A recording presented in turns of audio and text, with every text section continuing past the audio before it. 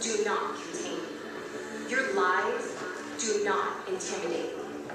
I will not be less than what I was created to be, and I will not run in fear. Time and time again, you've held me down, but not today. Today, I win the battle. Today, you run from me, because I am strong. I am courageous. I am overcoming.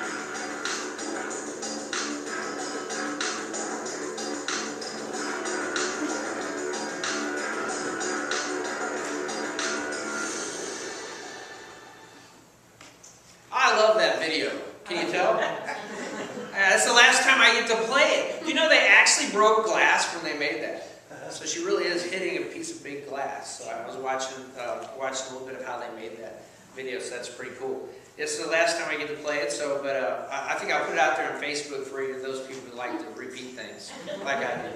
So enjoy that. So this is our last week, if you've been following with Overcomers, so we're going to wrap it up today. And so how you Overcomers doing out there this week? You overcoming everything? So we're going to get. So we're gonna hit week 4. This is it. We're gonna wrap it up, and then we're gonna be moving into something new, and I'll be telling you what that is soon. And we're going to be talking about overcoming the face of fear. You know, we talked with the songs with Jericho and stuff this morning. Jericho. Do you think the Israelites were really kind of afraid of those people behind that big wall? There's some fear there, you think? Huh? And what about the people behind the wall? Do you think they were afraid as well? So you think there was fear going on in that story? I bet there was. There's fear in almost all the stories that we learn about. So fear is a real thing, and we're gonna touch on fear this morning. Are you afraid? You all right? Okay. Don't be afraid. Don't be afraid.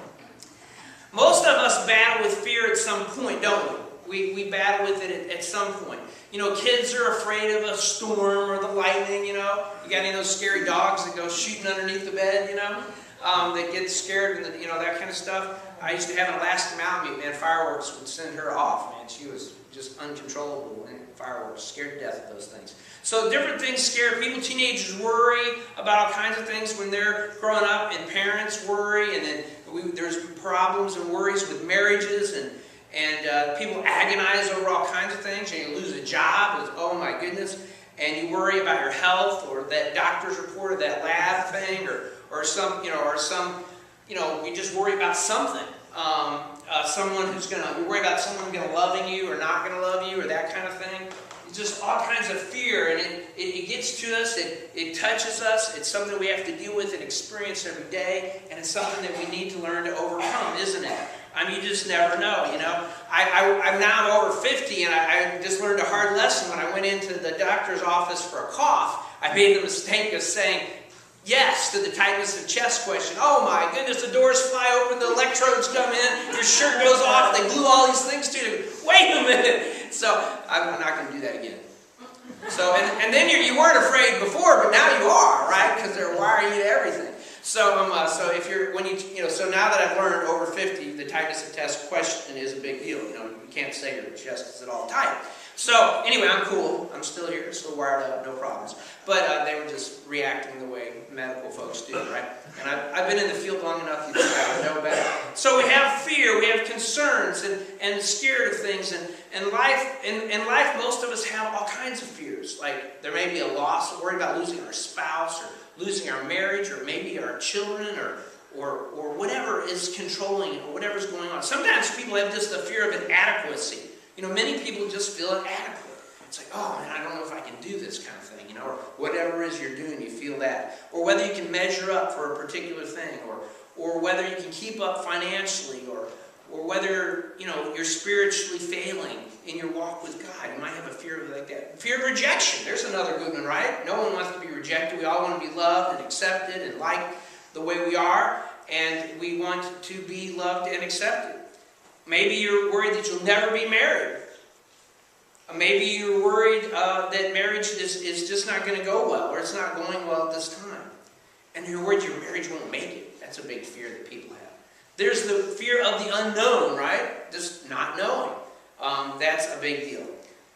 Whether we're stuck in a situation, or abusive situation, or good or bad. have. So we have all kinds of things, don't we?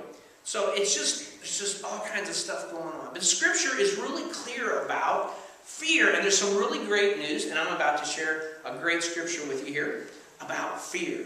It says, "For God has not given us a spirit of fear, but of power and of love and of a sound mind." So let's say that part again. For God has not given us what? Can you say that? Not given us, right? A spirit of fear, right? So He didn't give that to us, did He? That's what it says right there. He didn't give that to us at all. And that's a great scripture there in 2 Timothy. Fear is not from God, is what Scripture is telling us. It's not accepting what's not from God. So we're going to talk about not accepting what's not from God. Now, some say fear is the opposite of faith. Well, you don't have enough faith. That's why you're afraid. That's why you have fear. You just don't have enough faith, okay? Well, I would argue that fear is faith in the wrong things. Let me say that again. Fear is actually having faith in the wrong things. One of the greatest fears on earth, you know what that is? What's one of the greatest fears on earth? You want to guess? Speaking before a crowd. Standing up here and talking to you guys, right? It's frightening. It's scary. More fearful than death, some people say. They'd rather do that. We actually have 3 lay speakers in our church where they're doing that certification program in the Methodist Church where they speak. I don't know. It's scary. And we have 3 folks here that are doing that so they can serve little churches that need a pastor or when there's illness or sickness. So they'll tell you, if you talk to them, that's kind of a scary thing. And it is a frightening thing to get up in front of people. But that's a bigger fear than actually even than death. I think studies have showed with that. Now, I know some of you have gripping fear or worry. And you're gripped by fear and you're gripped by worry. And I know that happens. I know people have that. And we want to address that this morning. We want to talk about that. And I want to talk really directly with you about that this morning. What I want you to know this morning, I want you to know this, and I want you to hear this morning. This is really cool. God brought you here today for an experience. You know that? He brought you here to experience His presence. Because God is present with us, isn't He? And fear is not from God. Isn't that wonderful? To hear truth from His Word and to be transformed. That's why God brought you here today. And to be set free from the bondage of fear. Today, God brought you here for that purpose. You will leave today free of fear. Because God has not given us a spirit of fear. And we're in His presence. But instead He's given us a spirit of power, love, and sound mind. So if God is going to empower us to overcome fear, let's start simply by defining it, shall we? We're just going to define it. Define what fear is. What is fear? We could say that fear is placing faith in the what-ifs of life. Fear is placing faith in the what-ifs. This is exactly what Moses did when God called and asked him to go on his behalf and free his people from Egypt. Now, Moses actually heard an audible voice. God actually audibly spoke to him. And we know, some of us know the story about the burning bush and all that. So he really knew that this was God talking to him, not a bad piece of pizza. So he totally got it, and he knew what was going on. Totally got it. So God's talking to him, telling him what to do, and this is what Moses says to God. Let's listen to what Moses says to God here. Moses answers, "What if they do not believe me or listen to me and say, 'The Lord did not appear to you'?" What if? Is what he says here in Exodus. So there you have it, the big what if from the big guy, Moses himself, having an audible, verbal conversation with with God himself. We do the same thing, don't we?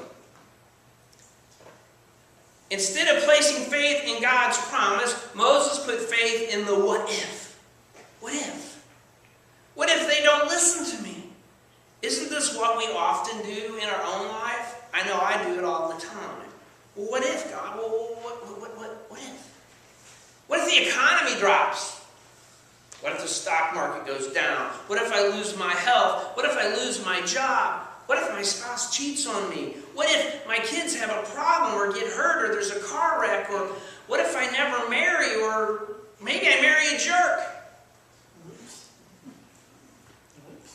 What do I do then? What do I do? The what ifs matter, don't they? The what ifs really matter in our life. Now listen to this. What you fear the most reveals what you value the most. Pretty reasonable thing, all right? Most of you probably agree with that statement. Whatever you fear the most is what you value the most. I mean, if you're afraid of losing your marriage, you value your marriage, right? If you're worried that something will happen to the kids, you value those. You have a lot of value in those kids. It shows you love them and value them. It's all right, right? If you're afraid you can't pay the bills, you might lose your job. Well, you value financial security. That's important to you.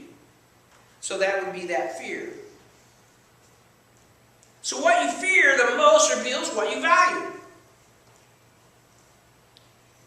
Number 2, what you fear the most reveals where you trust God the least. Ouch. That hurts, doesn't it? Ouch. What you fear the most reveals where you trust God the least. Let that sink in for a minute.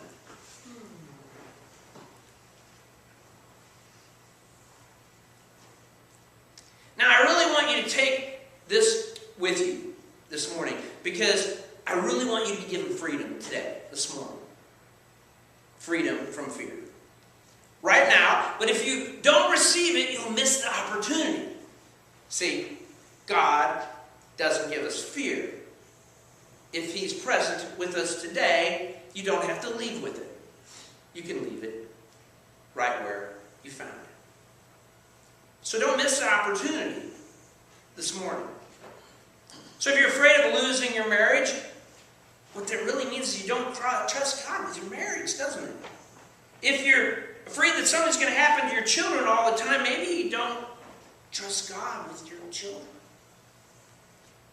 If you're terrified about not having enough for financial security, maybe you don't trust God to provide. I want you to be honest for a moment and truthful and acknowledge where you fear the most and what the what if is. And if it's stronger than your faith. Let's give it a name, shall we? Let's give it a name. I'm not trusting God with, what's your what if this morning? What is that? Maybe you have more than one. Children, future, health, someone you love, an aging parent, maybe just the future. I want to give you a moment to name it in your mind and why it's important.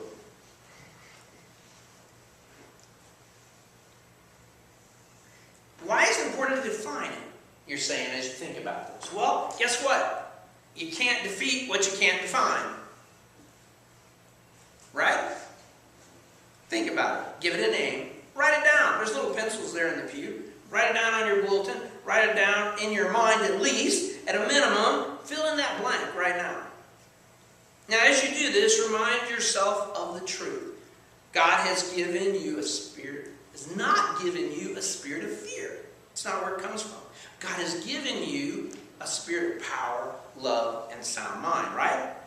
So think about that.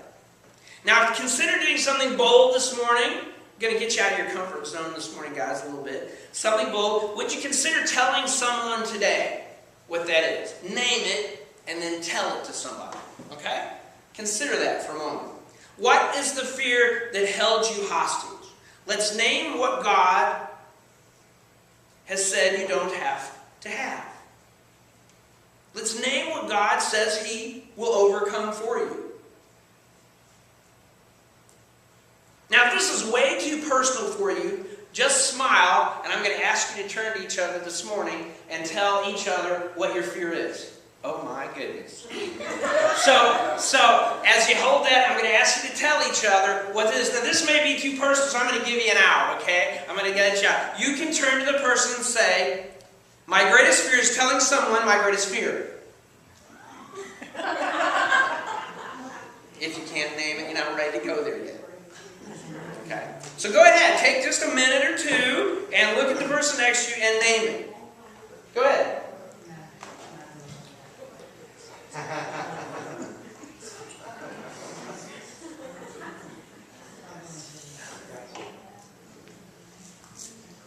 Wow. How we doing? Some are whispering, some are looking straight ahead. Okay. Well, you're still going to get a chance when you leave today. You know, you can tell me, you can tell somebody, but tell somebody.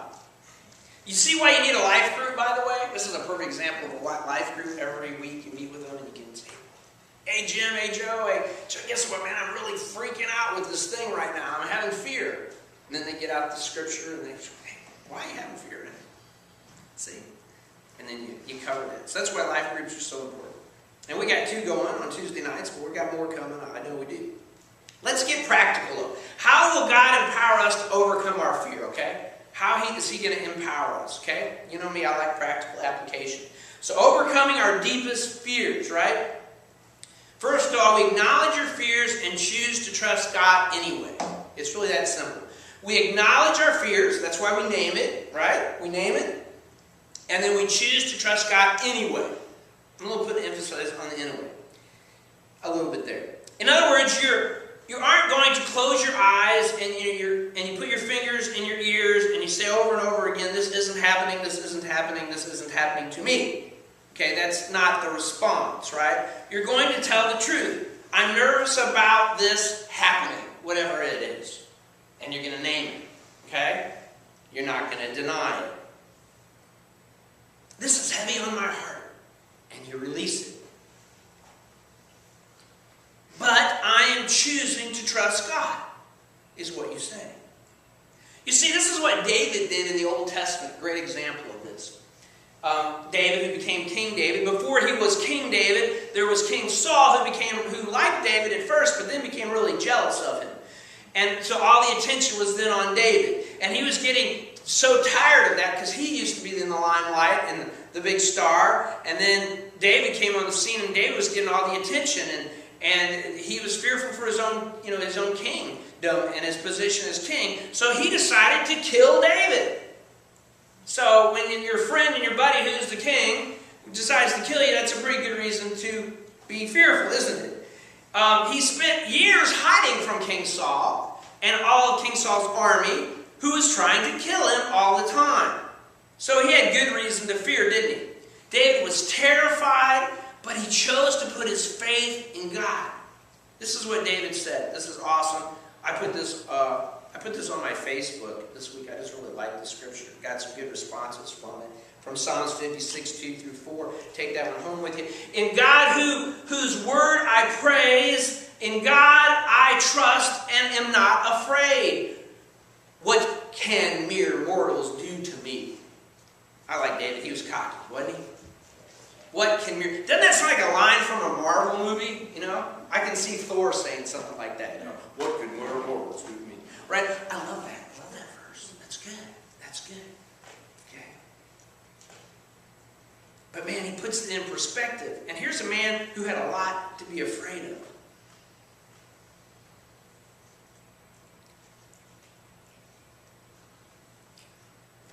He chooses to trust God anyway. Then David asked, what can these mortals do? What can they do to me? Well, David, King Saul and Saul's army, they can kill you, man. That's what they can do to you. Okay? So he can actually be killed. Right? he can be taken out. So that's his fear. Now David had shifted from an earthly perspective, if you will, to an eternal one, hadn't he? See, that's what's going on here. So he went from an earthly perspective to an eternal perspective. Sure, they can do something to me now, but eternity is what I'm talking about, right? You can't touch this, right? That's what David's saying. My God is on the throne. His will shall be done. And that's good enough for me. Pretty awesome. You see, this life that we live, this life that consumes every moment of our thoughts and our desires and our ambitions and what we want to do is just a mere vapor in eternity, isn't it? Just a mist, scriptures say. I'm just visiting this planet. This is not my home. That's the message. In fact, this reminds me of one of my fears. You know, and I have had fears, and we all have them. You know, I've had that fear that there won't be enough. One of the ones I mentioned. I just had a fear there's not enough. And it has probably to do a lot with where I've come from and where I've went and my life as a whole. But the fear of scarcity, which I preached on before a little bit, can sometimes it can kind of consume me a little bit, and I have trouble letting it go. And I reflect on my life with God's provision. It's always a miraculous thing. It's always been there. You know, it's just amazing. Even my family and friends say, wow, they see things that happen in my life and how God just provides and things happen that are really cool. But you know what? My mind sometimes still goes there. I'm like, okay, where's there going to be provision in this, God? You know, what if, God? And so I need to control things personally sometimes, and so I got to take charge of this. I got to provide for myself, my family. I've got to take care of these things, right? So it's an internal struggle for me personally. And even though I know this fear isn't from God, and it's not based on the reality of God's truth, I still struggle with that. So there's one that I struggle with as your pastor. I have to release that to God. I have to get that scripture out. So what do we do to leave our fears and release them to God? How do we do that this morning? Well, we acknowledge our fear, right, which is what we're doing. I shared one with you. And then we choose to trust God with it. We give it to Him. In my house, we just like that Disney song, Let It Go, if that helps you. But let it go. You know, you give it to God. You give it to God. So you acknowledge, number one, your fear. You choose to trust God. And number two, grasp this one. Seek God until He takes away your fears. Seek God until He takes away your fears. John Wesley, the founding father of our Methodist Church, I'm studying him a whole lot right now. And he was an amazing man, and learning his life was pretty incredible. But he once also questioned his heartfelt faith. Because he kind of started out with a head faith.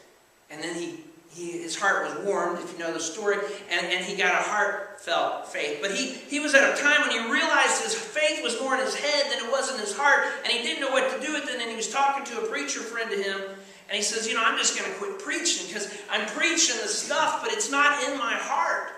I don't feel it. I shouldn't do this.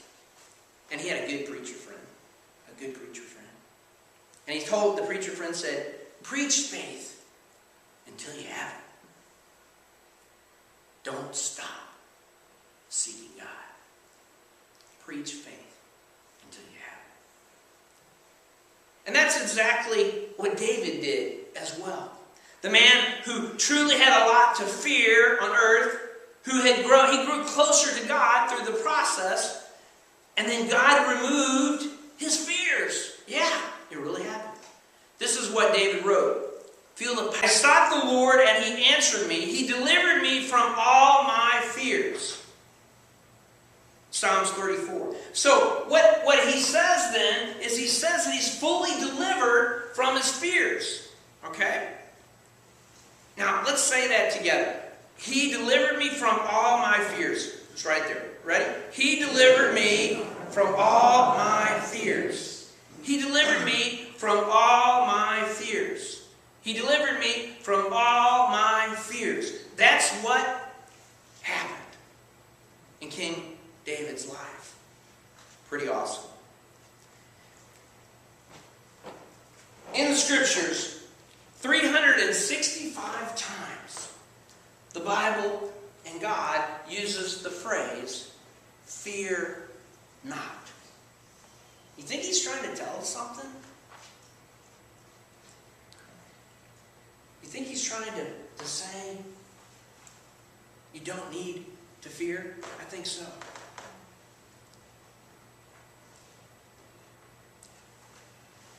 A quick personal story. I don't know if I've shared this one with you before or not, but here goes. I might have already shared it. I think I was in my 20s. I just graduated college, had my bachelor's degree, was commissioned as an officer in the United States Army. I was serving as a presidential aide for the University of Missouri president. I was serving as an aide living in the presidential estate. Things were looking pretty good for Doug. And I was 20-something about then. I don't remember the exact year I was, but I had just graduated. And I was starting to have some problems. I was having some left side numbness and weakness in my body. And when I was running and working out, it just continued to be a problem. And I didn't know what was causing it. So, being in a big university and a medical school, and I went into the medical school, and they just love problems in medical schools. You suddenly have 15 doctors all around you, right, if you say the right things. And I obviously said all the right things. So I became an attractive case to the School of Neurology, who began to run tests on me and draw fluid out of my spine and all kinds of wonderful things. And quickly, the chief of neurology came to me and he said, Doug, we're pretty sure you have multiple sclerosis. Your life's over as you knew it. Man, I was afraid. I was really afraid. I remember falling on my face. I remember being angry with God. I remember being upset. I remember all those emotions. Till a good friend came to me and said, you know, Doug, I don't know why this is happening to you, but I know you're God. I know He has a plan for you. He has a purpose for you. And it's to prosper you. And it's to work all things for good. Don't fear. Don't be afraid. Fast forward, I went through what I called a progressive healing. God didn't heal me right away. I progressively healed, got well, don't have multiple sclerosis anymore. It's gone. But it's a scary time in my life. A scary process. A time of fear. A time of uncertainty.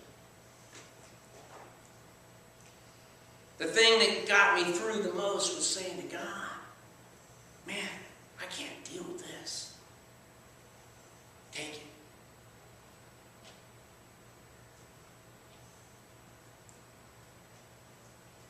You got to give your fears to God, because He says they're not from Him anyway.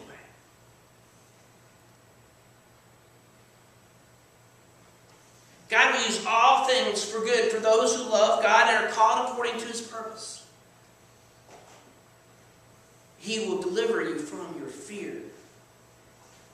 I sought the Lord and He empowered me, and we overcome our fear. Because my God, our God, your God has given you not the spirit of fear. I love that. I love that. God has not given us that spirit of fear. God has delivered us from our greatest fears. I hope, and my prayer for you, each of you this morning, is that you believe that is possible. It's possible. Eternal God can empower us to overcome our temporary fears. It's possible. He's able. Perhaps that's why He brought you here today. What is fear? It's placing your faith in the what-ifs. What you fear the most reveals what you value the most. And lastly, although it hurts to hear it, What you fear the most reveals where you trust God the least. Acknowledge the fear and choose to trust God anyway. Then seek Him. And then seek Him. Seek the Lord. Grow closer to Him. Know Him. And watch Him deliver you from your greatest fear. I love what John Wesley said. John Wesley, our founder of the Methodist Church and the great circuit rider preacher from the 1700s. And this is what he said. And I want to close with this. I have never known more than 15 minutes of anxiety or fear.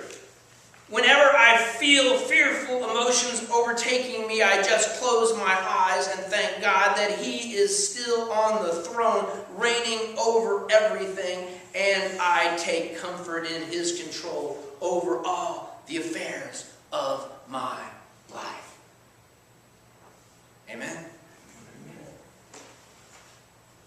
We are free. Free indeed. Don't leave here with it. Leave it here. Now. Be released from whatever causes you fear today. Let us pray. Holy and gracious God, we thank You for Your love. We thank You for Your goodness. We thank You for Your spirit of power and love and sound mind. Come into our lives this morning. May we not fear anymore. May we leave our fears at the door today. May we name it. May we give it to You. May we release it. May we grow closer to You. May we walk according to Your way and Your love and Your purpose. Amen. Our closing hymn is I Sing the Almighty Power of God, number 152. We're going to sing verses 1 through 3 and number 4. The altar's always open if you want to pray.